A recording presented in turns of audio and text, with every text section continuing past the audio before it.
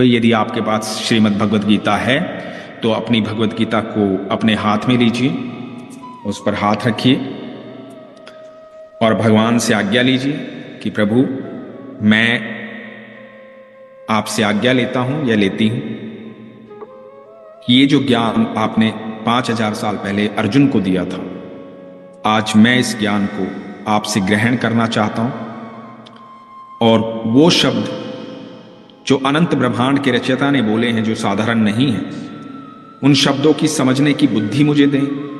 मेरे जीवन के महाभारत में मैं इस महाभारत पर कैसे विजय प्राप्त करूं, ऐसा ज्ञान मुझे दें।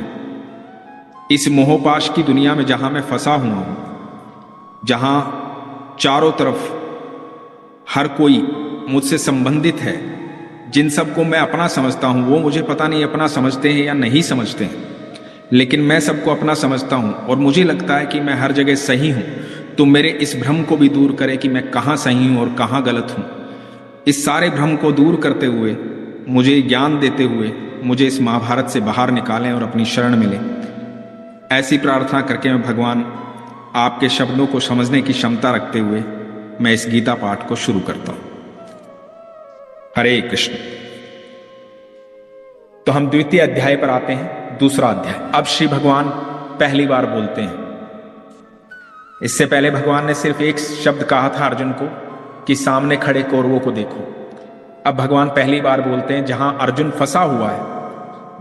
अर्जुन इस स्थिति में आ गया है कि अर्जुन सुसाइड करना चाहता है, अर्जुन मरना चाहता है। कहता है कि मैं मर जाऊं, इनको ना मारूं, क्योंकि मैं ही कारण बनूंगा, तो इससे बेहतर है कि मैं कारण ना बनूं, कहीं पाप ना हो।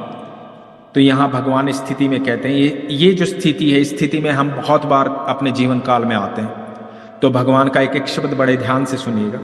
ना तो ऐसा ही है कि मैं किसी काल में नहीं था। ये बड़ी ध्यान से सुनिएगा, ये आप सबके लिए बहुत जरूरी है और इस बात को जिंदगी भर याद रखिएगा। ये पहली बार स्वयं भगवान ने, स्वयं श्री कृष्ण ने वो बात कही है जो आज हम अपने घर में लड्डू गोपाल की सेवा करते हैं, जो आज हम अपने घर में भगवान की सेवा करते हैं, भगवान को आराध्य मानते हैं, भगवान की पूजा करते हैं, भगवान से बातें करते हैं, और जिस कारण से आज हम सब इकट्ठा होकर के श्रीमद् भगवद गीता को पढ़ रहे हैं और सुन रहे हैं। ये उन सब बातों का कारण है। ये वचन स्वयं भगवान का बोला गया है। ये सत्यापित करता है इस बात को जो भगवान कह रहे हैं। इस बात को सुनने के बाद, और इस बात को, सिर्फ इस बात को आपने समझ लिया, सिर्फ इस बात को, गीता के दूसरे अध्याय की ये बात आपने समझ ली, तो मैं सच कह रहा हूं, आप अपने जीवन में कभी आपको कष्ट हो ही नहीं सकता। तो भगवान कहते हैं, ना तो ऐसा ही है कि मैं किसी काल में नहीं था, तू नहीं था, अथवा ये राजा लोग नहीं थे, और ना ऐसा ही है कि इससे आगे हम सब नहीं रहेंगे। तो भगवान कहते हैं कि ऐसा कोई युग नहीं था जब तू नहीं था, ये समस्त राजागण नहीं थे और मैं नहीं था, और ऐसा कोई युग कभी नहीं होगा जब तू नहीं होगा, ये समस्त राजागण नहीं होंगे और मैं नहीं होगा। यहां भगवान ये कहते हैं कि हर युग में मैं होऊंगा, सिर्फ तेरी एक पुकार की आवश्यकता है। तो इसी बात से मैं दावे के साथ कहता हूं, कृष्ण आज भी हैं, इस समय भी हैं और हमारे साथ हैं, हर पल हैं, हर क्षण है। हमारी सिर्फ एक पुकार की आवश्यकता है। आप यकीन मानना, इस समय जब हम गीता का पाठ कर रहे हैं, तो ऐसा नहीं कि भगवान यहां नहीं बैठे हैं, भगवान यहां विराजमान है, क्योंकि उनकी आज्ञा के बिना एक शब्द भी मुख से नहीं निकल सकता। तो स्वयं भगवान जो है वो यहां पर विराजमान है। भगवान ने श्रीमद् भगवद गीता में कहा है कि ऐसा कोई क्षण नहीं है, ऐसा कोई युग नहीं है, ऐसा कोई समय नहीं है जब मैं नहीं। तो भगवान आज भी है, इस बात को हमेशा याद रखिएगा। भगवान हर समय आपके साथ है। ये एक क्रिया है जो भगवान के द्वारा रची गई, ये घटित होगी, जन्म जन्मांतर तक घटित होगी। इसलिए हे भारत, उनको तू सहन कर। ये जो सर्दी गर्मी दुख सुख है ना, ये शरीर के, ये तुम्हारी इंद्रियां इनको महसूस कर रही है, तुम्हारी आत्मा से इनका कोई वास्ता नहीं है। ये दुख होता है, पीड़ा होती है, सुख होता है, खुशी होती है, प्रसन्नता होती है, ये इंद्रियां हैं। आप भावुक हो तो आंखों में अश्रु आ जाते हैं, सिर्फ इंद्रियां हैं। ये सिर्फ इस शरीर का काम है। जब शरीर नहीं रहेगा, आत्मा से मुक्त हो जाओगे, तो आत्मा को ये कभी महसूस ही नहीं होता, क्योंकि आत्मा तो परमात्मा है, वो इंद्रियहीन है। तो भगवान कहते हैं, क्योंकि हे पुरुष श्रेष्ठ, दुख सुख को समान समझने वाले जिस धीर पुरुष को ये इंद्रिय और विषयों के संयोग व्याकुल नहीं करते, वो मोक्ष के योग्य होता है। जब हम बात करते हैं ना हमें मोक्ष कैसे मिलेगा, तो ये मेरा जो भगवान का दिया हुआ संदेश मेरे पास है, जिसको मैं मोक्ष समझता हूं, क्योंकि गीता को मैं सिर्फ अपने तरीके से समझता हूं। तो जो भगवान, मुझे लगता है कि भगवान जो मुझे कहना चाहते हैं, तो मैं उसको मैं आपको थोड़ा सा बांटता हूं कि मोक्ष क्या होता है। मोक्ष की राह पर सब तरह तरह की भाषाएं, परिभाषाएं यूज करते हैं कि मोक्ष ऐसे होता है, मोक्ष ऐसे होता है। देखो, भगवान ने सिर्फ एक वाक्य में मोक्ष का वर्णन कर दिया कि मोक्ष क्या होता है। भगवान कहते हैं कि जो दुख में दुखी नहीं होता है, सुख में सुखी नहीं होता है, जिसका अपनी इंद्रियों पर पूरा वश होता है, जिसको किसी प्रकार की कोई भावना किसी प्रकार से स्पर्श नहीं कर पाती है, चाहे दुख कितना भी बड़ा आ जाए वो विचलित नहीं होगा, चाहे सुख कितना भी बड़ा हो जाए वो प्रसन्न नहीं होगा। जो इस स्थिति में आ जाता है, समभाव की स्थिति में आ जाता है, स्वीकार्य भाव की स्थिति में आ जाता है, जब आप समभाव में आ जाते हैं, सबको एक समान देखते हैं, दुख को भी सुख को भी, तो आपका जीवित रहते हुए, शरीर में रहते हुए मोक्ष प्राप्त हो जाता है। तो आप मोक्ष की प्राप्ति कर लेते हैं। तो मोक्ष हमारे हाथ में है। भगवान ये कहते हैं मोक्ष आप जीते जी प्राप्त करते हैं, मोक्ष के लिए मरना जरूरी नहीं है। जो अविनाशी, नाश उन चीजों का हो सकता है, शरीर एक दिन नाश हो जाएगा, जो हम देख रहे हैं हर चीज का नाश हो जाएगा, जो सामने खड़े हैं ये योद्धा जन, इन सब का नाश हो जाएगा। सबकी एक सीमा है, सबकी एक लिमिट है, सबकी एक उम्र है, सबका नाश हो जाएगा। लेकिन जो अविनाशी है, जिसका कभी नाश नहीं होगा, जो तुम्हारे भीतर विराजमान है, जिसकी वजह से मैं ये बोल पा रहा हूं, जिसकी वजह से आप ये सुन पा रहे हैं, जो जीवात्मा भीतर है, स्वयं कृष्ण, वो अविनाशी है, उनका नाश कभी नहीं। हमें उसको जीना चाहिए, इस शरीर को नहीं। जो इस आत्मा को मारने वाला समझता है तथा जो इसको मरा जा मानता है, वे दोनों ही नहीं जानते, क्योंकि यह आत्मा वास्तव में ना तो किसी को मारता है और ना ही किसी के द्वारा मारा जाता है। यह आत्मा किसी काल में भी ना तो जन्मता है और ना ही मरता ही, तथा न यह उत्पन्न होकर फिर होने वाला ही है, क्योंकि ये अजन्मा, नित्य, सनातन और पुरातन है। शरीर के मारे जाने पर भी ये नहीं मारा जाता है। यहां पर भगवान इतनी गहरी बात कहते हैं। कई बार क्या होता है कि हम जब अपनों को खो देते हैं तो हम बड़े दुखी हो जाते हैं। कई लोग ऐसे डिसीजन ले लेते हैं, मेरे पेज पर बहुत लोगों ने ऐसा लिखा, बोला भी, कि आज से मैं भगवान की सत्ता में यकीन नहीं करूंगा, ईश्वर को नहीं मानूंगा, उसने मेरे फलां को ले लिया है, उसने मेरे फलां को ले लिया है, उसने उसको मार दिया। मेरे पिता बहुत पीड़ा में थे, मेरे पिता चले गए, भगवान ने छीन लिया। जब हम ऐसी बातें करते हैं और भगवान से, मोह से, अपनी भक्ति से दूर हो जाते हैं, ईश्वर से दूर हो जाते हैं, ऐसी स्थिति में आकर के, और हमें लगता है कि अपना कोई चला गया, तो यकीन मानिएगा कोई कहीं जाता नहीं है। भगवान यही कह रहे, सिर्फ शरीर समाप्त होता है, वो आत्मा अविनाशी है, उसका कोई कुछ नहीं बिगाड़ सकता, कभी कुछ नहीं बिगाड़ सकता। तो सिर्फ शरीर जाता है, और शरीर से आपका मोह कुछ ही समय के लिए होता है। आप देखिए, इस बात को समझने की कोशिश कीजिएगा, जब शरीर मृत हो जाता है, यह आत्मा शरीर से निकल जाती है, एक मनुष्य इस बात को कभी नहीं समझ पाता कि हमारा शरीर से मोह कितना होता है। जब आत्मा शरीर से निकल जाती है और आदमी मृत हो जाता है, तो हम 2 घंटे 4 घंटे में उस मृत शरीर को उठा करके उसका अंतिम संस्कार कर देते हैं। यदि हमें उससे मोह होता, उससे प्रेम होता, तो हम कभी उसका अंतिम संस्कार नहीं करते, हम उसे अपने पास रखते। हमें उससे मोह कभी था ही नहीं, लेकिन हम भ्रम में थे कि हमें इससे मोह है। हमें मोह था उसके भीतर की आत्मा से, और वो भीतर की आत्मा क्या है? वही परमात्मा है। तो हमें एक्चुअल में प्रेम ईश्वर से ही होता है, लेकिन हम अनभिज्ञ होते हैं, अनजाने होते हैं। उस पर जो माया लिप्त होती है ना, उसके चक्कर में भटके रहते हैं। तो अंदर की आत्मा से हम परिचित ही नहीं होते हैं कभी, हम शरीर से परिचित होते हैं। जबकि भगवान यही समझा रहे हैं कि शरीर मोह के योग्य नहीं है, शरीर से मोह नहीं करना। यदि शरीर से मोह होता तो आप सोचिए कि शरीर, आप कभी किसी का अंतिम संस्कार नहीं करते, आप उसको अपने पास ही रखते हैं हमेशा के लिए। तो भगवान कहते हैं ये आत्मा किसी काल में भी ना तो जन्मता है और ना ही मरता है, तथा ना ही ये उत्पन्न होकर फिर होने वाला ही है, क्योंकि यह अजन्मा, नित्य, सनातन और पुरातन है। शरीर के मारे जाने पर भी ये नहीं मारा जाता है। हे प्रथापुत्र अर्जुन, जो पुरुष इस आत्मा को नाश रहित, नित्य, अजन्मा और अव्यमान जानता है, वो पुरुष कैसे किसको मरवाता है और कैसे किसको मारता है। जब पता है कि आत्मा न मरता है न मारता है, तो कैसे किसको मरवा सकते हैं? ये प्रारब्ध हैं इस शरीर के, ये पाप इस शरीर ने किए हैं, तो इस शरीर का नाश होना अनिवार्य है। इस शरीर से उस आत्मा का मुक्त होना अनिवार्य है, क्योंकि इस शरीर का सहयोग लेकर के हम सारे पाप करते हैं। जैसे मनुष्य पुराने वस्त्रों को त्याग कर दूसरे नए वस्त्रों को ग्रहण करता है, वैसे ही जीवात्मा पुराने शरीर को त्याग कर दूसरे नए शरीर को प्राप्त होता है। यह शरीर हमारी आत्मा को विशुद्ध कर सकता है, क्योंकि शरीर कर्म कर रहा होता है। हमें अपनी आत्मा को हमेशा शुद्ध रखना चाहिए। यदि हमारी आत्मा शुद्ध रहेगी तो शरीर की इतनी हिम्मत नहीं है, किसी इंद्रिय की इतनी हिम्मत नहीं। भगवान कहते हैं ना, इंद्रियों पर वश रखो। हमारी आत्मा के अंदर इतनी क्षमता है कि वो हमारी इंद्रियों पर वश रख सकती है, लेकिन हम चाहें तब। तो ये शरीर कभी कोई गलत कृत्य करेगा ही नहीं। आप शरीर के अनुसार मत चलिए। आपका दिमाग आपको कैद रख के चलता है, जबकि दिमाग आपका हिस्सा है। उसका रिमोट आपके हाथ में होना चाहिए, आपका रिमोट दिमाग के हाथ में नहीं होना चाहिए। ये सारा शरीर हमें हमारे अनुरूप चलना चाहिए। इस शरीर को जो आदेश हम दें वो हमें करना चाहिए, लेकिन हम शरीर के वश में रहते हैं। ये हमें कहता है कि नहीं, नींद ज्यादा आई है, नहीं उठना तो नहीं उठेंगे। ये हमें कहता है सर्दी लग रही है, तो हम मान लेंगे सर्दी लग रही है। ये हमें कहता है मैं थक गया हूं, तो मैं थक गया हूं। हम शरीर के वश में रहते हैं।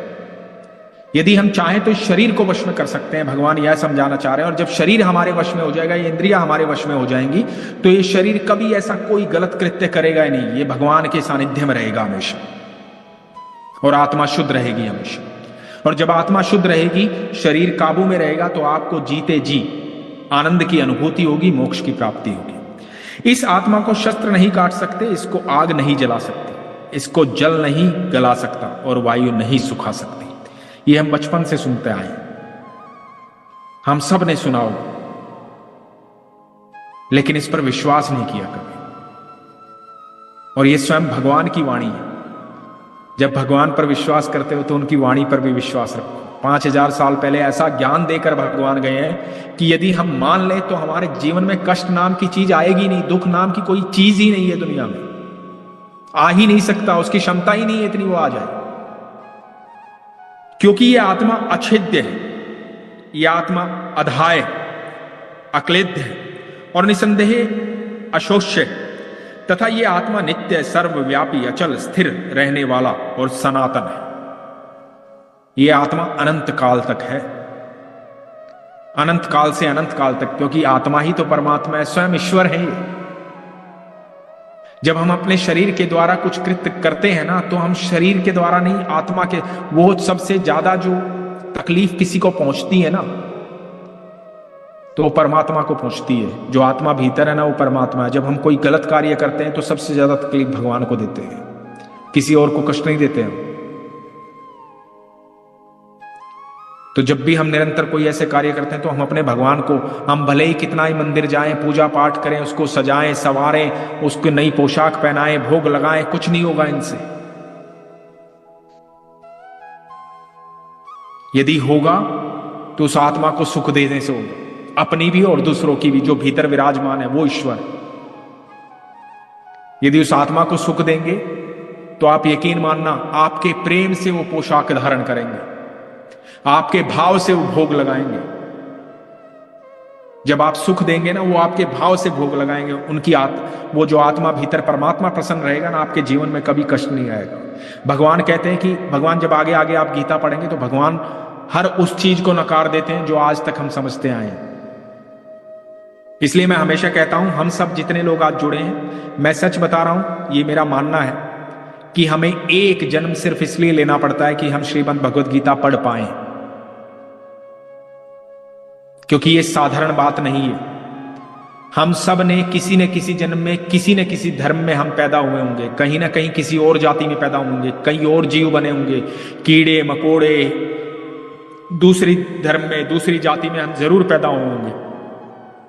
ये हमारा सौभाग्य है कि हमें ईश्वर ने इस लायक समझा, इतना प्रेम हमारे प्रति दिखाया कि हमें सनातन धर्म में पैदा किया, हिंदू धर्म में पैदा किया और हमें ये सौभाग्य दिया।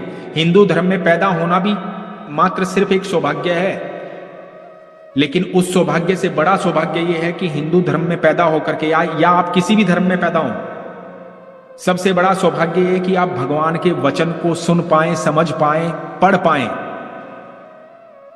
यदि आप आज इसे पढ़ रहे हैं और सुन रहे हैं, इसको आपने उतार लिया अपने जीवन में, तो आप यकीन मानिएगा यह आपका आखिरी जन्म है। जो लोग भटकते हैं ना दूर दूर तक, सालों से सदियों से, भगवान आगे कहेंगे गीता में, सदियों से तपस्या कर रहे देवी देवताओं ने भी वो रूप नहीं देखा अर्जुन जो तू देख रहा है। वो देवी देवताओं की बात करते हैं, भगवान मनुष्यों की।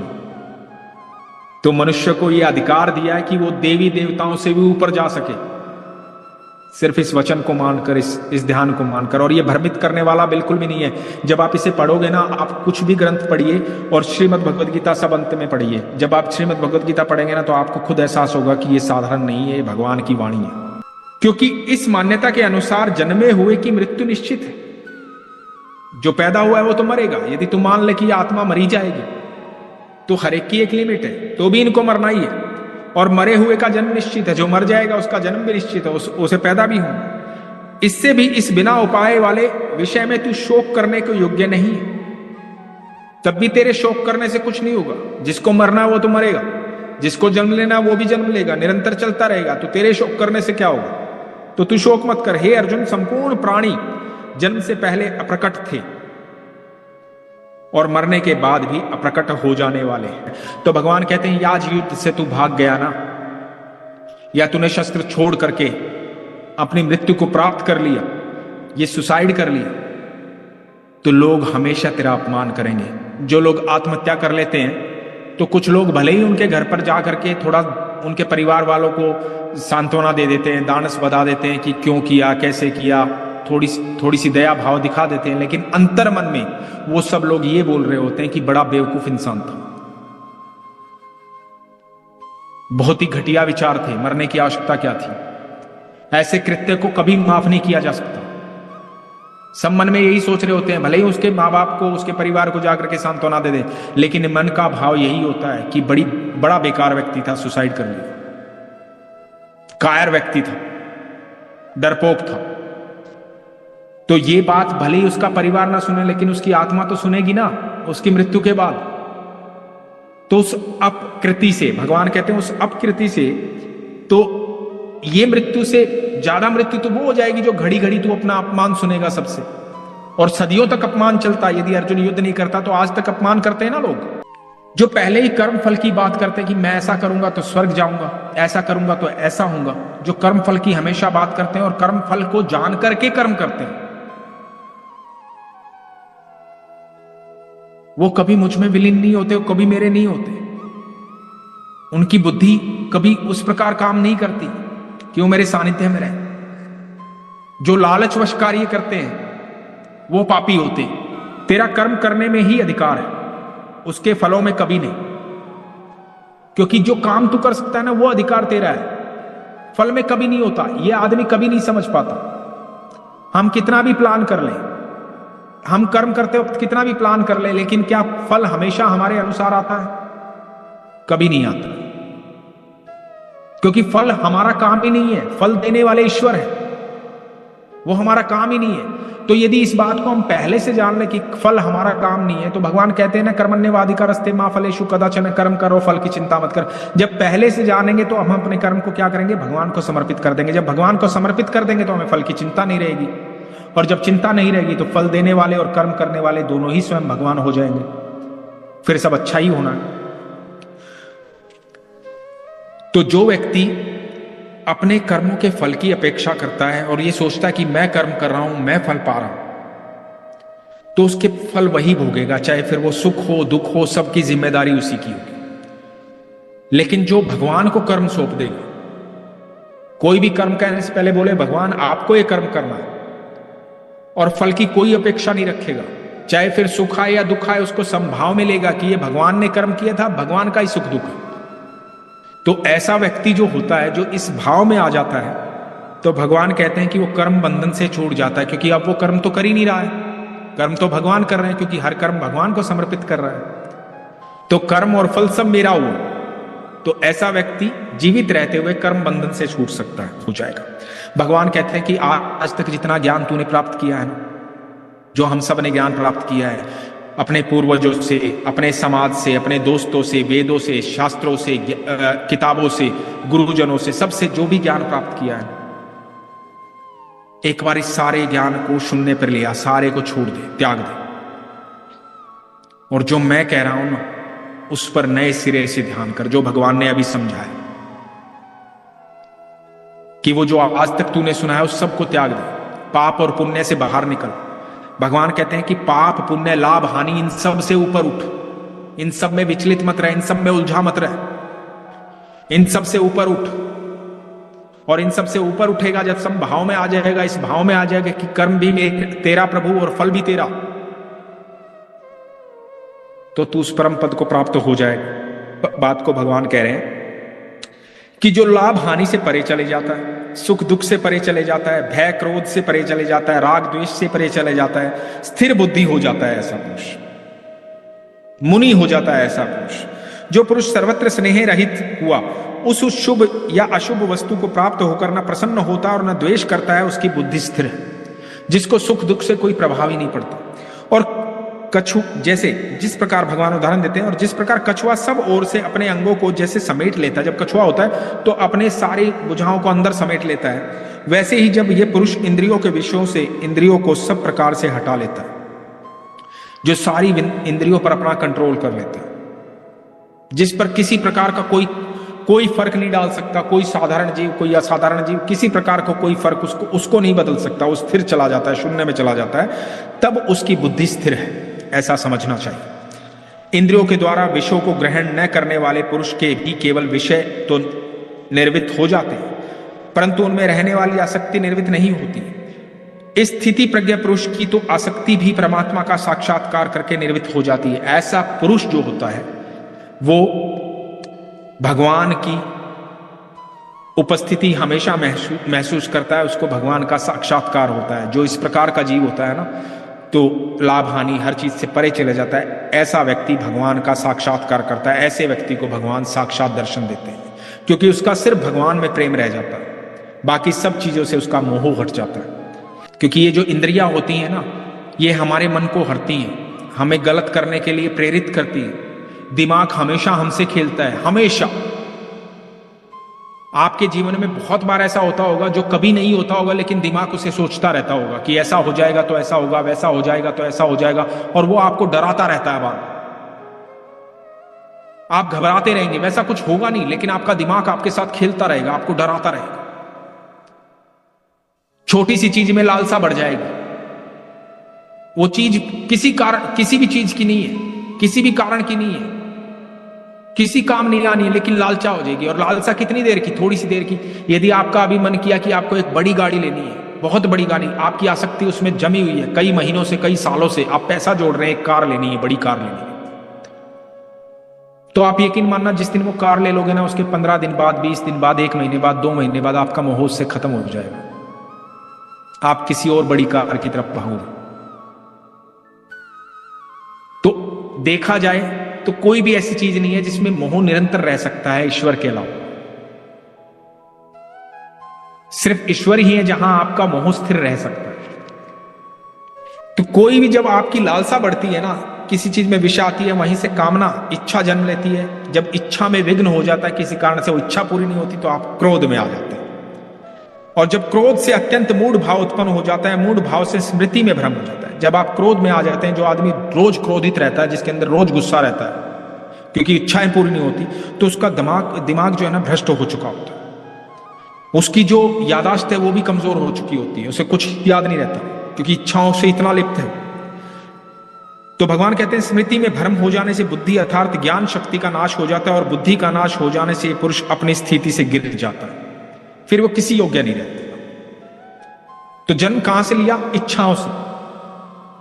पहले विषय आया, फिर इच्छा आई, इच्छा ना पूरी होने पर क्रोध आया, क्रोध ना होने पर, क्रोध जब बढ़ गया तो स्मृति गई, यादाश्त गई, जब यादाश्त गई तो आप ज्ञानहीन हो गए, ज्ञान प्राप्त करने की शक्ति ही नहीं रही। जब ज्ञान प्राप्त करने की शक्ति नहीं रही तो आपका स्तर अपने आप गिर गया। तो हमें किसी भी विषय पर, किसी की चीज के प्रति इतना मोहित नहीं होना चाहिए, परंतु अपने अधीन किए हुए अंतःकरण वाला साधक अपने वश में की हुई राग द्वेष से रहित इंद्रियों द्वारा विषयों में विचरण करता हुआ अंतःकरण की प्रसन्नता को प्राप्त होता है। जो व्यक्ति इन सब चीजों से मुक्त होता है उसके चेहरे पर हमेशा मुस्कुराहट रहती है। उसे किसी चीज की लालसा नहीं है, किसी इच्छा में विघ्न नहीं हो सकता, कोई इच्छा पूर्ण होने पर, अपूर्ण होने पर उसे दुख और सुख नहीं हो सकता, तो उसके चेहरे पर तो मुस्कुराहट रहेगी, वो शांति में रहेगा हमेशा। अंतःकरण की प्रसन्नता होने पर इसके संपूर्ण दुखों का अभाव हो जाता है और उस प्रसन्न चित्त वाले कर्म योगी की बुद्धि शीघ्र ही सब ओर से हटकर एक परमात्मा में ही भली भांति स्थिर हो जाती है। सिर्फ वो भगवान के अंदर रहता है, फिर भगवान में उसका हर पल भगवान के साथ बीतता है, हर पल ईश्वर के साथ बीतता है, उसे बाकी सब चीजों से मोह ही नहीं रहता।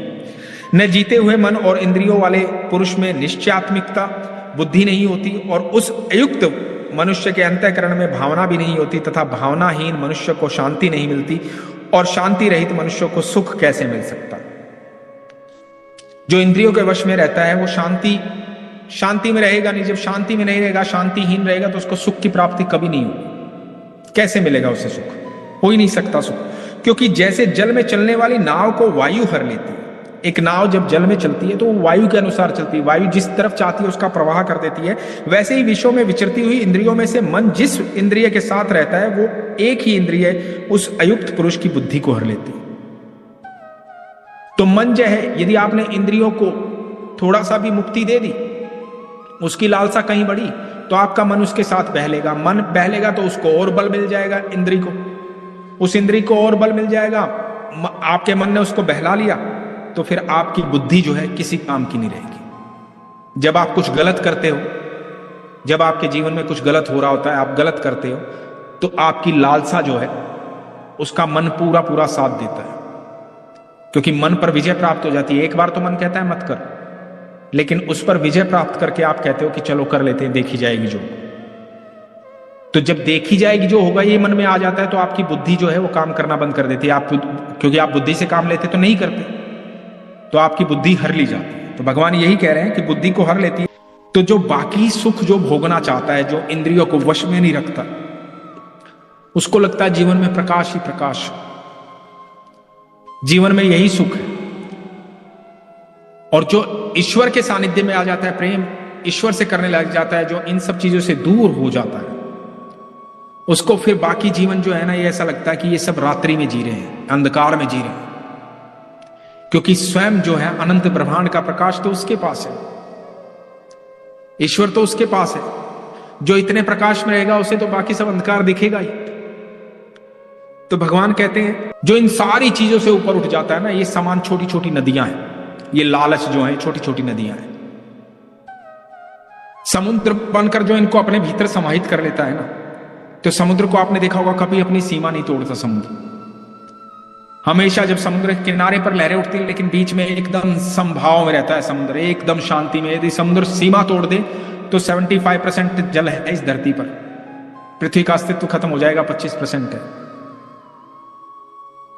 तो वो कभी अपनी सीमा नहीं तोड़ता, वो समभाव में रहता है, जबकि सारी दुनिया की नदियां आकर उसमें मिलती हैं। तो ऐसा पुरुष बाकी सब, चाहे कितना द्वेष चल रहा हो, कितना अंधकार हो, सबको समाहित करके एकाग्रचित हो जाता है, समभाव में आ जाता है समुद्र जैसा। फिर कभी तूफान नहीं आते, समभाव में स्थिर रहता है। फिर कोई भी चीज उसको दिक्कत नहीं पैदा कर सकती, कोई भी चीज उसको हिला नहीं सकती, कोई उसके मन में तूफान पैदा नहीं कर सकता, कोई उसको विचलित नहीं कर सकता, कोई उसका दिमाग नहीं हिला सकता, किसी प्रकार का कष्ट उसको विचलित नहीं कर सकता, कोई दुख उसको विचलित नहीं कर सकता। भगवान कहते हैं जो पुरुष संपूर्ण कामनाओं को त्याग कर ममता रहित, अहंकार रहित और स्पृहार रहित हुआ विचरता है, वही शांति को प्राप्त होता है, अर्थात वो शांति को प्राप्त है। भगवान ऐसा व्यक्ति जो है हर पल हर क्षण मुझे और सुख दोनों को समभाव से महसूस करता है। हर पल हम उसके साथ रहते हैं, जहां ईश्वर रहते हैं वहां सुख रहता है। इस प्रकार हमारा अध्याय द्वितीय संपूर्ण हुआ। हरे कृष्ण।